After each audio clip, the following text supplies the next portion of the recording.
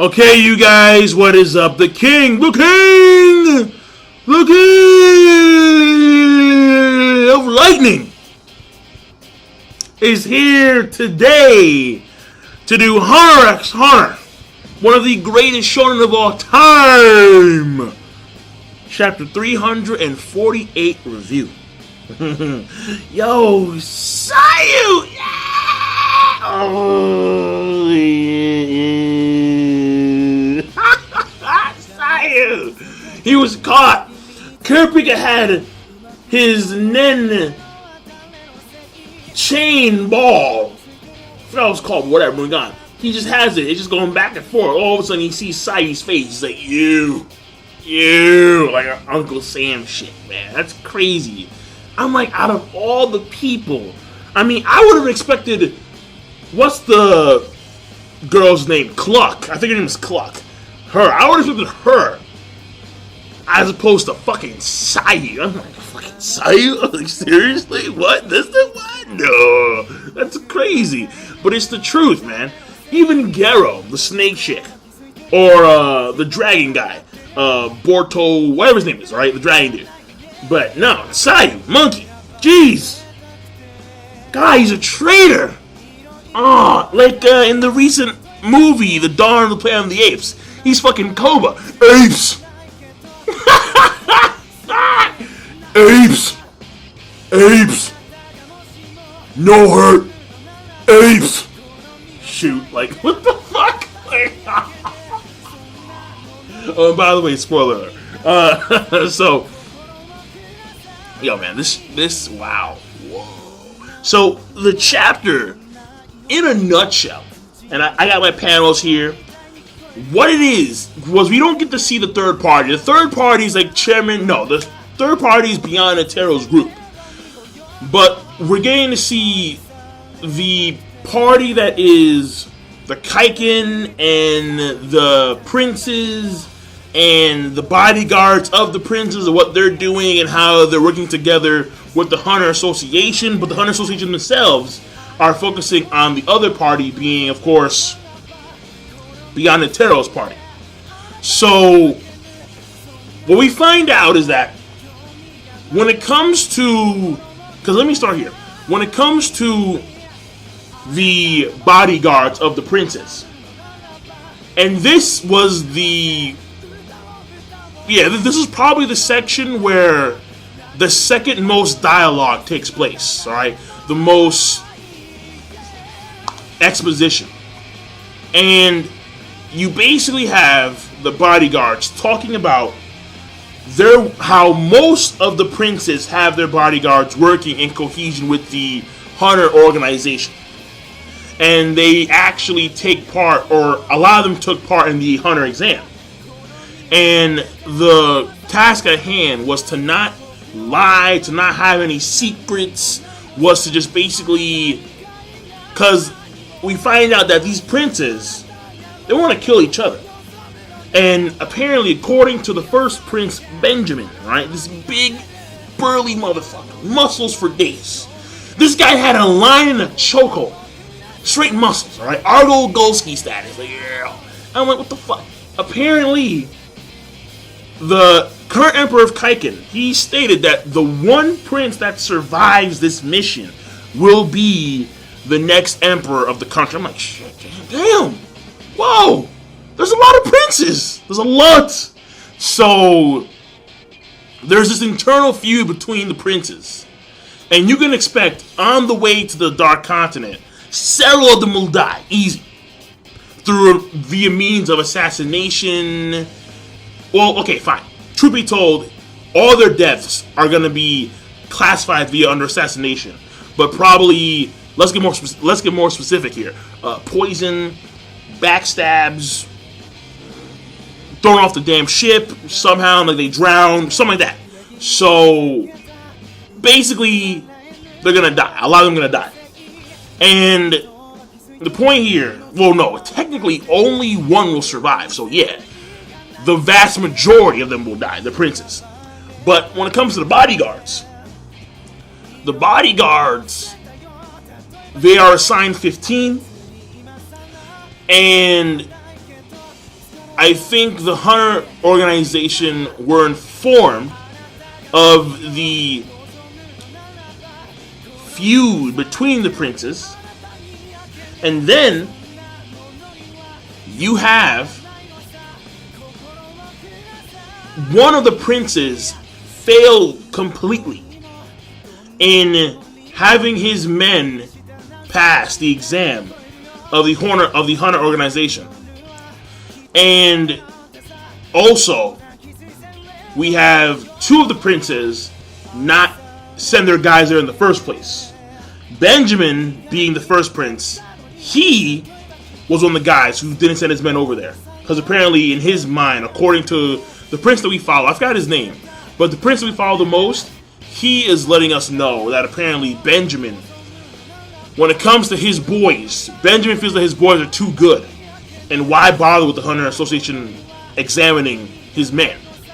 Because the Hunter Association, they probably, and no, it's for sure, they see Beyond the Terror and his group as a bigger threat to their mission than the princes and what they're doing.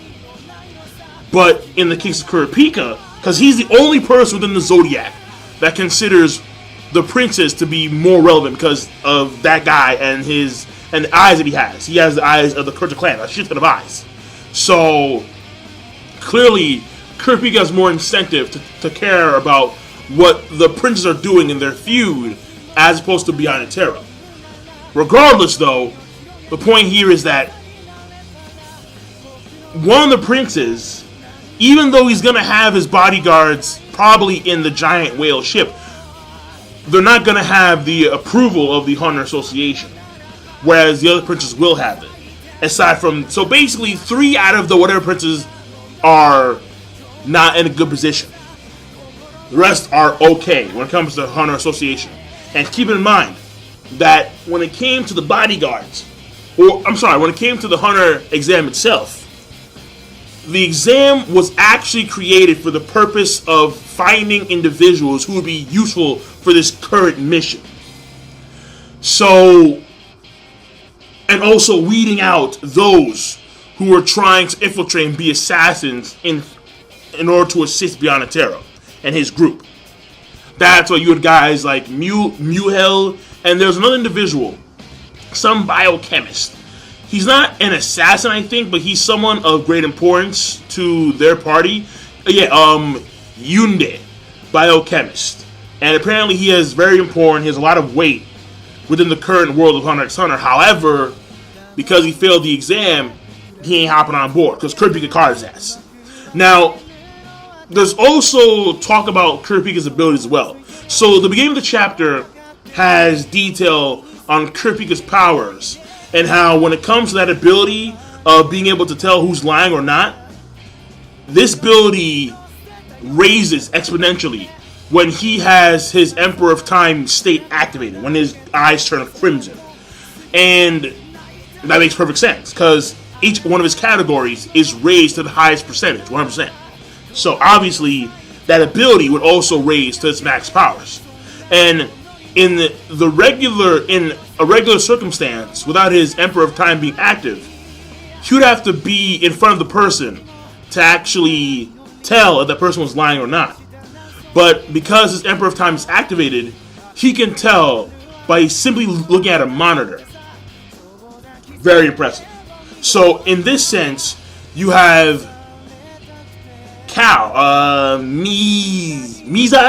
Yeah, Mizai. Fuck it, let's call him Mizai. You have Cal, he's explaining, or Boar, or Ox. Yeah, I'm sorry, not Cal, Ox. Sorry, yeah, you have Ox. Yeah, Ox. Boar. Boar is Leorio.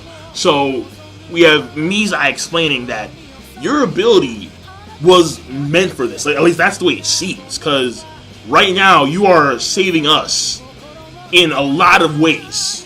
And had you not been here, these guys probably would have infiltrated and would have successfully helped Beyond the Terror when the time was ready. So that was details about his powers right there, and Mizai being humble for Kurapika and him assisting them. Makes sense since he is now a member of the Zodiac 12. So we move on. I do want to question what was going on with the prince we follow the most, because I don't know what was going on, but the prince we follow the most, before he was talking to his older bro, or while he was talking to his older bro, and before he was talking to like the head bodyguard of his unit, like that chick with the blonde hair, I think blonde hair, whatever, there was some dude in front of him, and I don't know what he was doing. Like, it looked like there was a woman, and she was tied up, and like he was scraping her back for some reason. I don't know what's going on there. And when they show you the photo, it was blurred out the way it was drawn. But was there a spider tattoo on her back? Like, I don't. No. I don't think so. I mean, because it looked like a spider tattoo. It looked as if like he just captured a member of the fan troop and was torturing them for his pleasure, for kicks, to get a hard on. Like, yeah, I got a stiffy right now. So, if that's the case, and again, because let me go back to the picture, because I shit you not, it looked like it was someone legit from the Phantom Troop, like the spider tattoo. I'm looking at this right now. So you on the right panel you have Big Bro after hearing Little Bro talk about how I'm going to pretty much eviscerate all of you guys, annihilation. And he has this whole speech about, well, before he has the speech about, well, before he even talks to the other bodyguard, the head bodyguard chick, we see this dude with all these tattoos, he's bald, and he is scraping this girl's back. It's clearly a woman, and it looks like a spider tattoo. I'm not going crazy here. Shit. But of course, Togashi blurred that shit out, so he can be left in the dark, so it can be more relevant later on in the damn story. Or maybe he's just doing some sick shit. Like, at first I thought that like this guy was peeling off flesh from this girl's back for some weird reason, and again, I don't know. What this guy's all about is still shrouded in mystery. And we're gonna get details later on, obviously, but I still can't help but wonder what the fuck is happening here. I scratch my chin. So for now, we'll leave that as a blank because we don't. I'm seeing a spider tattoo, but I can't be too because I don't see any numbers. So for now, I'll leave it at that. So when it comes to everything else, finding out that the bodyguards, they're okay, yeah. Specifically, so let me mention the princess specifically. When it comes to the bodyguards that didn't take part in the exam, in the Hunter exam, you had the first Prince Benjamin, then you had the sixth Prince Tyson. Apparently Tyson, quote unquote, Tyson will never let his dear darling soldiers outside, as he wouldn't allow some strange unknown bugs to tread upon them. So I don't know what Tyson's deal is. And apparently the seventh prince, apparently he's a fool. And all of his bodyguards failed the exam. And apparently it's because, according to this current prince that we follow, they had assassination on the mind. So they went in there with the intent of killing, and they failed the exam because Kurapika probably had that whole black vibe to them. So, probably. And that was fascinating. So, I mean, basically all this in a nutshell. It's fascinating, it's very detailed, and you see the step-by-step processes of how things work and how these guys come to their conclusions. Everybody, in every party. It's Beyond's party, now it's kind of a Jin's party, but whatever. Then you have the Hunter Association, then you have these guys, the Kakin and the princes. We're getting every ounce of information and detail and the process by how things work step by step. And it's all just giant buildup for when they actually go on the journey. So, alright. And then we end off with this scene, this section of the chapter with a quote from the current Prince of Kakin talking about how, and I quote, "There's something even the 7 deadly sins did not account for. Ignorance and stupidity. Those who don't know their place are the greatest sinners of all." So this guy, we get some of his character development from that. We see his mindset. He's a prince, and he thinks that he supersedes every other prince. He's the best prince. He's numero uno. He even says, like, quote, when he was talking to Big Bro, Benjamin, he says, like, "I'm gonna fuck you." Well, let me quote verbatim. He says this, alright, because once Benjamin explains how, yeah, like, our father, the king, said that the one person who survives this voyage will soon be king, we have the current prince say, and I quote, "At last, this means I'll be able to eradicate every rotten piece of shit, garbage, without reserve. Tremble and shake in your sleep, Benjamin, for I will be king." This guy's hardcore. This guy's hardcore as fuck. So, clearly, not only does he believe that he is above everyone else, but he is above even his brothers, the other princes of Kakin.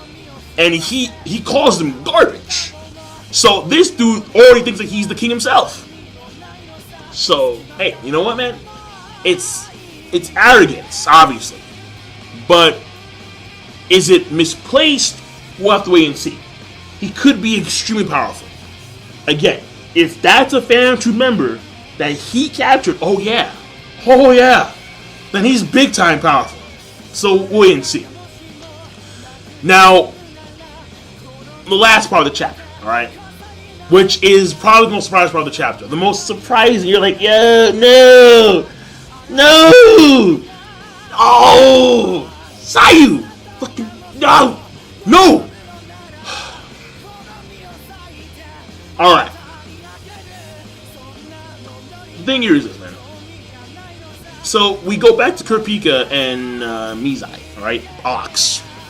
And they're basically trying to figure out how someone in Beyond's party would be able to infiltrate successfully.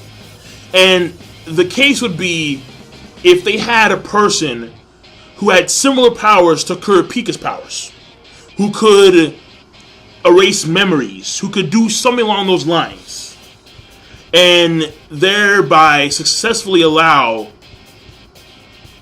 Beyond's men to infiltrate. And in their minds, the answer is no. At least in Ox's mind. Because the main reason why he believes that there's no one in Beyond's party that has an ability similar to the one they're thinking about or Kurapika's own ability is because Muhel and the biochemist Yunda, let me go back real quick. Yunda. Yeah, no, Yunde. They didn't pass. So, that can't be the case.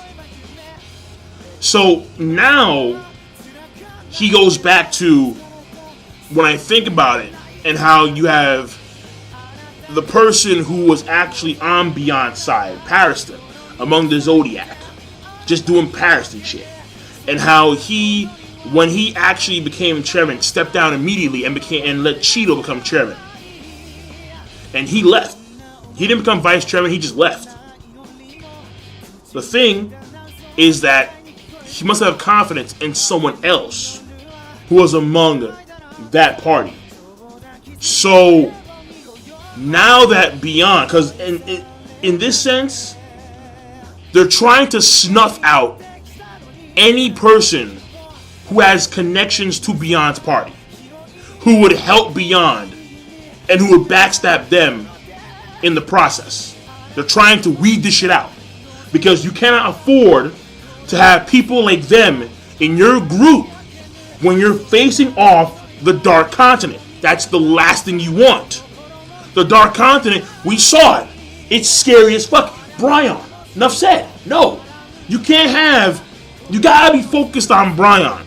You gotta make sure that your back is covered. That's what they're doing. They're making sure that their back is covered. So he strongly believes that there's another person. Otherwise, Person wouldn't have just left like that. So what happens? Well, he goes back. He has a meeting with the Zodiac, with the exception of Leorio and Kurapika. Leorio don't know why he's not there, but Kurapika because he's watching from the monitor room. And you have him, Ox, explain his powers. Well, first he says, "I strongly believe that there's a traitor among us right here." And Tiger, he's flipping the fuck out. Like, no, are you kidding me? We're brothers, man. We're brothers.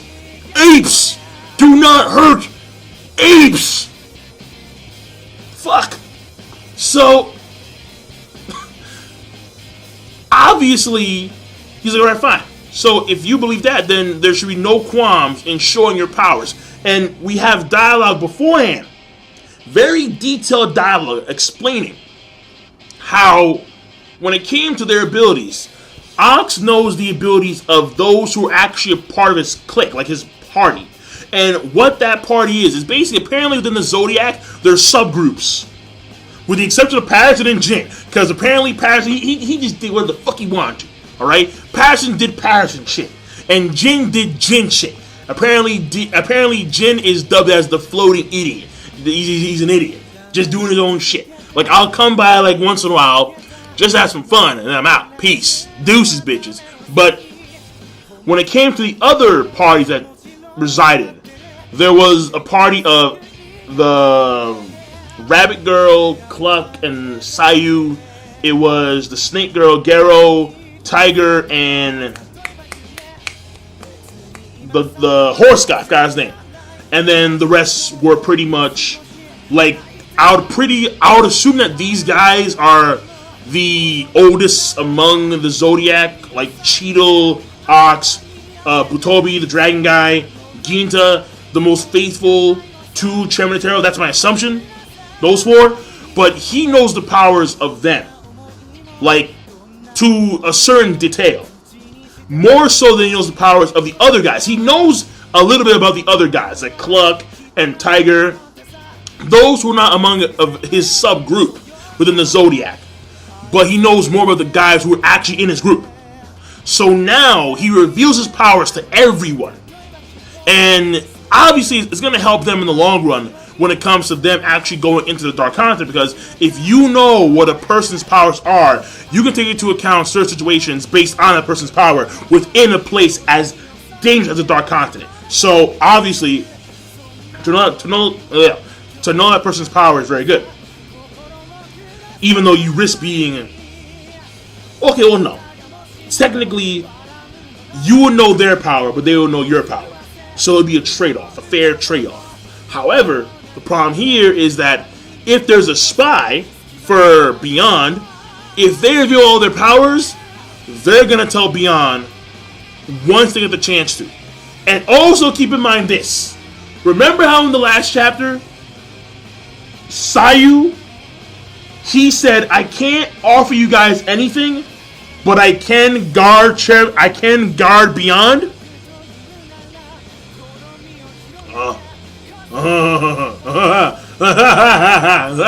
He said that he was going to guard Beyond Nitero.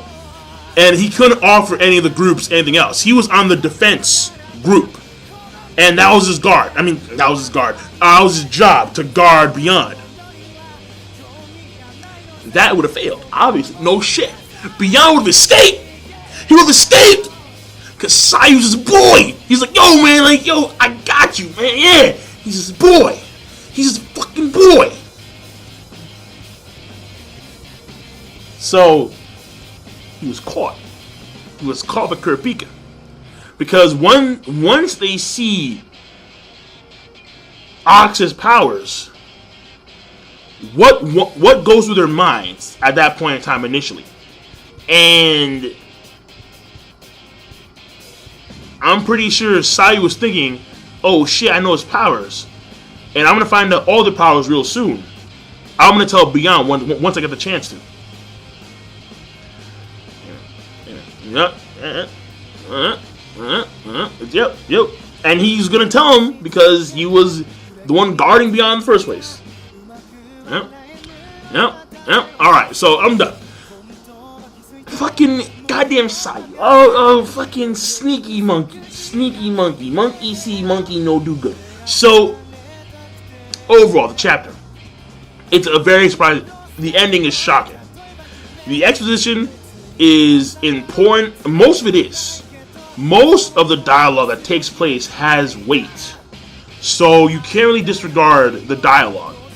And it does, to a certain degree, it does slow down the pacing.